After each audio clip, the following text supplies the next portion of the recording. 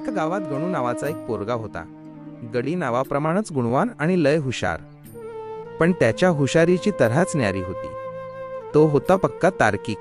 म्हणजे काय तर प्रत्येक गोष्टीला तर्क लावल्याशिवाय त्याला चैनच पडत नसे. लोक म्हणायचे, गणू म्हणजे काय साधी आसामी नाही, लय डोसकं चालवतंय पोरगा. पण झालं होतं असं की स्वतःच्या ज्ञानाच्या अनतर्काच्या नादात गणू कधी कधी लयच खोल जायचा.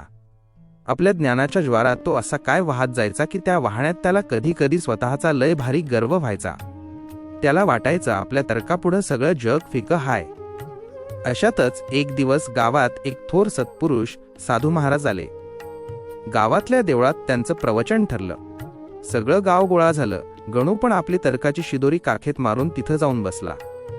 ठरल्या टायमाला साधू महाराजांनी कीर्तनाला प्रवचनाला सुरुवात केली. टाळाचा गजर झाला आणि महाराजांच्या मुखातून अभंगाची पहिली ओळ बाहेर पडली.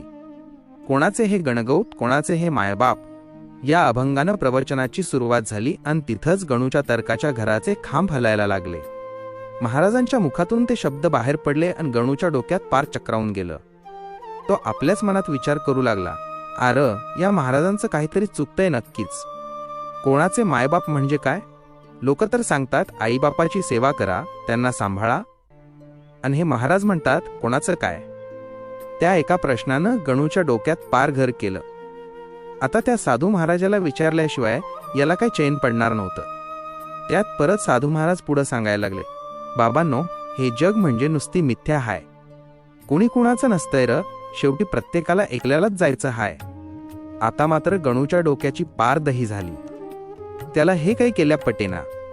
तो मनातून पार अस्वस्थ झाला. आता प्रवचन कधी संपतंय आणि मी कधी महाराजाला गाठतोय असं त्याला झालं होतं. त्याचं मन जागेवर ठरेना. आतल्या आत विचारांचे काहूर माजले आणि तो आपल्या जागेवरच अस्वस्थ होऊन हुड्या मारायला लागला.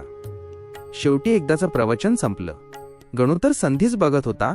त्यानं तडक महाराजांना गाठलं. साधूंच्या पाया पडायचं तर लांबच राहिलं. त्यानं पहिला प्रश्नच असा टाकला की महाराजही थक्क झाले. गणू मोठ्या आवाजात म्हणाला, महाराज, तुमचं लय चुकलंय बघा. अरे सगळे लोक साधू संत सांगतात की आईबापाची सेवा करा, आणि तुम्ही तर म्हणताय कोणाचे गणगोत आणि कोणाचे मायबाप. एकतर तुमचं चुकलंय किंवा त्यांचं. माझ्या डोक्याचं पार भदवायची पाळी आलीये बघा. खरं काय हाय ते सांगा, नाही तर आपली चूक मान्य करा. विनाकारण लोकांमध्ये असा गैरसमज पसरवू नका. त्याचा तो आवेश बघून साधू महाराज शांतपणे हसले आणि म्हणाले, लेकरा, तू शहाणा नाहीस रे, तू अति शहाणा आहेस. माझ्या एवढ्या मोठ्या प्रवचनातलं तू फक्त एवढंच वाक्य ध्यानात ठेवलंस? त्याच्या मागचं पुढचं गेलं कुठं? गणू थोडा अडखळला आणि म्हणाला, महाराज, मला काय कोळं बिळलं नाही, मला फक्त शब्द दिसले. तेव्हा महाराज मायेनं सांगू लागले, अरे मी तुला संसार सोडायला सांगितला नाही की आईबाप सोडायला सांगितला नाही. मी काय तुला घरातून बाहेर काढायला सांगितलं वय किंवा त्यांची सेवा करू नको असं म्हणालोय. माझं म्हणणं एवढंच आहे की या जिंदगीत, या जीवनात वागताना एक व्यवहार पद्धत ठेवावी. माणसाने नात्यात राहावं, पण त्यात असं अडकून पडू नये की स्वतःला विसरून जाईल. फक्त व्यवहारपुरतं नातं टिकवावं, त्यात गुंतून पडू नये. मी तुला घराबाहेर काढायला नाही सांगितलं, तर मनातून मोह काढायला सांगितलाय. गणूचा पारापार चढला होता. तो तावातावानं महाराजांना म्हणाला, महाराज, तुम्ही काही बी म्हणा, पण तुमचं पार चुकतंय. आता माझंच बघा. माझी बायको माझ्यावर जीवापाड प्रेम करतीया. मी घरी गेल्याशिवाय ती अन्नाचा घास घेत नाही. माझे आईबाप डोळ्यात तेल घालून माझी वाट बघत बसतात. मी आल्याशिवाय ते घरात पाऊल टाकत नाहीत. आम्ही एवढ्या मायेनं राहतोय आणि तुम्ही म्हणताय हा फक्त व्यवहार हाय. व्यवहार असता तर त्यांनी माझ्याकडे पैसे मागितले असते, वजा जेवणाचे एवढे, कपडे धुवायचे तेवढे. त्यांचं माझ्यावर काळजापासून प्रेम हाय आणि माझं त्यांच्यावर. आम्ही एकमेकाशिवाय जगूच शकत नाही. गणू थांबला नाही. तो पुढं सरसावून म्हणाला, तुम्ही तर संन्यासी. तुम्हाला कुठं बायका, पोरं आणि आईबाप आहेत? तुम्हाला त्या मायेचा अनुभवच नाही म्हणून तुम्ही असं बोलताय. माझं माझ्या पोरावर, बायकोवर आणि आईबापावर लई प्रेम हाय. मला खात्री हाय की तुम्ही 100% चुकलाय. एकतर मला माझी चूक सिद्ध करून दाखवा, नाही तर स्वतःची चूक मान्य करा. त्याशिवाय तुम्हाला या गावातून हलू देणार नाही मी. गणू स्वभावाने लय हट्टी आणि रगील होता. त्याच्या त्या तर्कानं आणि हट्टानं लोक त्याला घाबरायची. लोक कुजबुजू लागली, महाराज, हा गडी कोणाचंच ऐकत नाही, स्वतःला लय शहाणा समजतोय.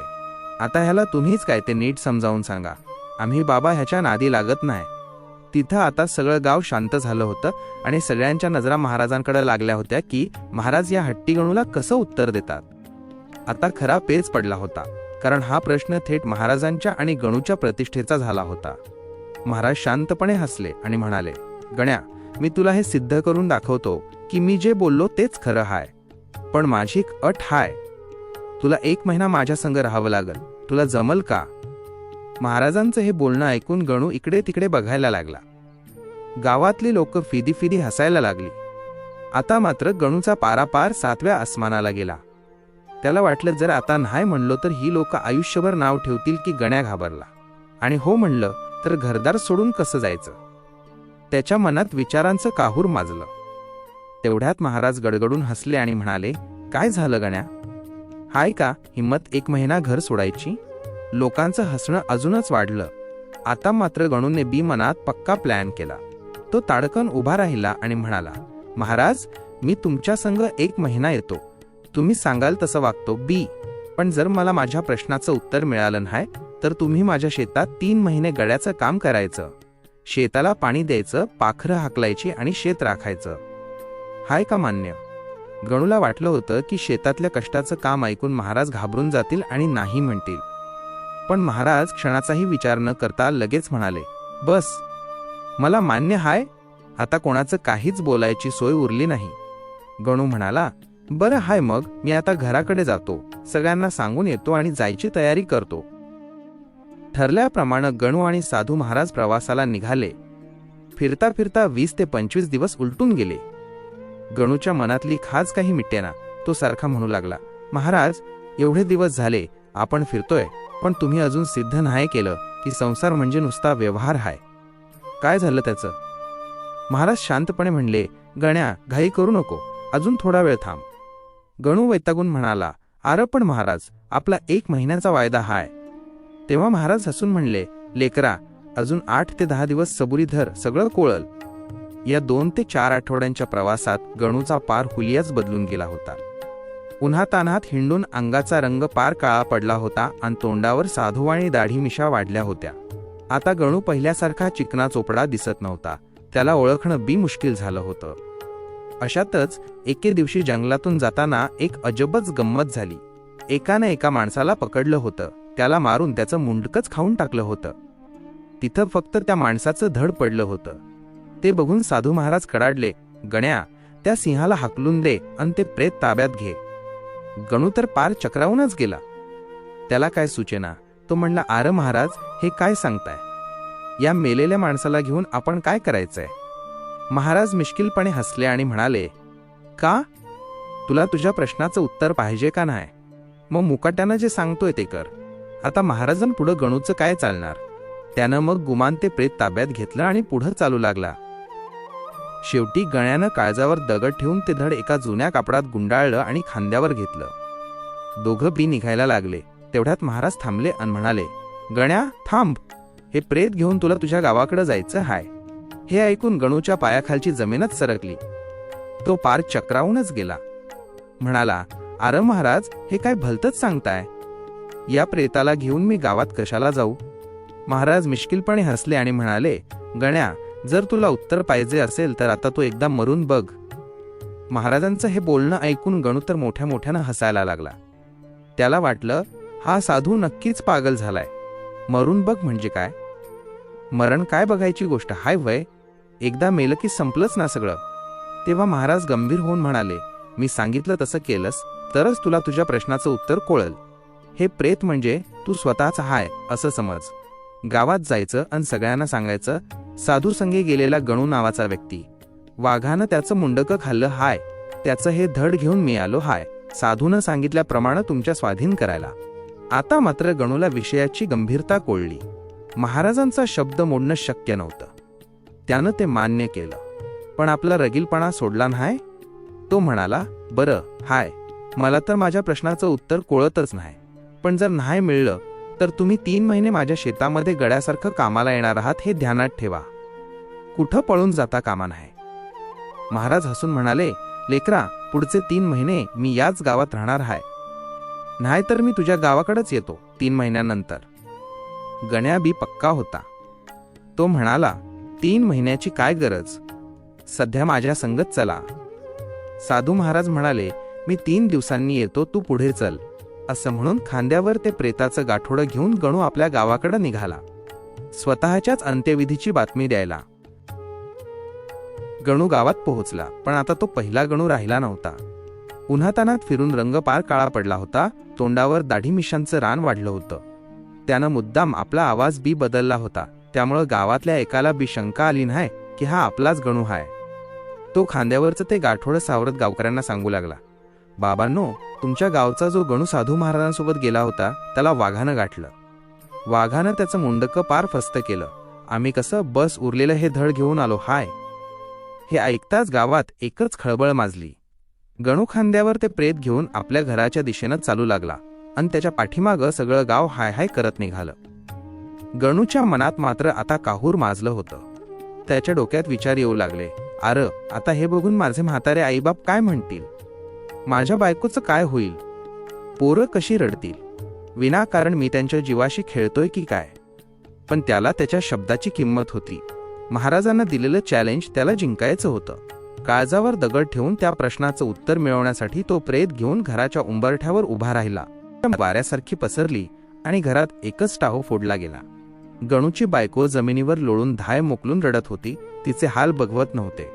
म्हातारे आईबाप तर लटलट कापत होते. त्यांच्या डोळ्यातील पाणी आटत नव्हतं. मुलं रडत पप्पांना हाका मारत होती. हा सगळा भयानक प्रसंग बघून गणूच्या मनात विचार आला, बघा माझ्यावर ही सगळी माणसं किती प्रेम करतात, आणि तो साधू म्हणतोय की कोणी कोणाचं नसतं, हा नुसता व्यवहार आहे. एवढं प्रेम असल्याशिवाय लोक असे रडतील का. गणूला साधूचा आता प्रचंड राग येऊ लागला. त्याने ठरवलं की ज्या साधूने माझ्या घरच्यांना इतकं रडवलं त्याचा मी बदला घेणारच. गावकऱ्यांनी गणूच्या खांद्यावरचं ते प्रेत खाली उतरवलं आणि अंत्यविधीच्या तयारीला लागले. काही गावकरी म्हणत होते, प्रेत घरात घेऊन जाऊ नका, अपशकुन होईल. गणू एका कोपऱ्यात बसून हे सगळं पाहत होता. पण तेवढ्यात त्याला शेजारी बसलेल्या आपल्या खास मित्रांच्या कुजबुजी ऐकू आल्या. त्याचा एक मित्र दुसऱ्याला म्हणत होता, बरं झालं मेला एकदाचा, गावभर ताप दिला होता यानं. प्रत्येक गोष्टीत आपलं शहाणपण मिरवायचा, ना कोणाचा मान ना सन्मान, स्वतःला लय मोठा शहाणा समजायचा, बघा देवानं कसं केलं. दुसरा म्हणाला, त्या साधूला काहीतरी वाईट बोलला असेल म्हणून त्याला श्राप लागला असणार, जसं केलं तसं भरलं. गणू पार सुन्न झाला. त्याला धक्काच बसला की ज्यांना तो आपले जीवाभावाचे मित्र समजत होता ते त्याच्या मरणावर अशी चर्चा करत होते. त्याचं डोकं चक्रावून गेलं. गणूची बायको जमिनीवर लोळून आरडाओरडा करत होती, आता माझं कसं होणार, माझ्याकडे कोण बघणार. हे शब्द गणूच्या कानी पडले. ती रडता रडता बेशुद्ध पडली. पण शुद्धीवर येताच तिचा तोच प्रश्न पुन्हा सुरू झाला. इकडे आईबाप रडत म्हणत होते, म्हातारपणी आम्हाला कोण बघणार, घराचं कसं होणार. त्यांच्या रडण्यात गणू गेल्याच्या दुःखापेक्षा गणू गेल्यानंतर त्यांच्या आयुष्यात निर्माण होणाऱ्या पोकळीची भीती जास्त जाणवत होती. 2. गणूची तार्किक बुद्धी. Third stage logic. गणू मुळातच हुशार आणि तार्किक विचारांचा होता. तो कोपऱ्यात बसून बारीक नजरेने या सगळ्याचा एक्सरे काढत होता. त्याच्या डोक्यात विचार आला, मी का मेलो, मला किती वेदना झाल्या असतील. याचा विचार कोणाच्याही मनात नव्हता. बायकोला काळजी होती की तिला आता कोण सांभाळणार. आईबापांना काळजी होती की म्हातारपणी त्यांची काठी कोण होणार आणि मुलांची लग्ने कोण करणार. 3. महाराज आणि व्यवहार. गणूच्या मनाला आता महाराजांचे शब्द पटू लागले होते. संसार म्हणजे फक्त एक व्यवहार आहे हे त्याला आता प्रत्यक्ष दिसत होतं. त्याला वाटलं, मी काय फक्त यांचा घरगडी होतो का, कष्ट करायचे, खाऊ घालायचे आणि यांच्या गरजा पूर्ण करायच्या इतकीच माझी किंमत होती का. 4. मनाची दुटप्पी अवस्था. परंतु एका बाजूला तर्क होता तर दुसऱ्या बाजूला जुनं प्रेम होतं.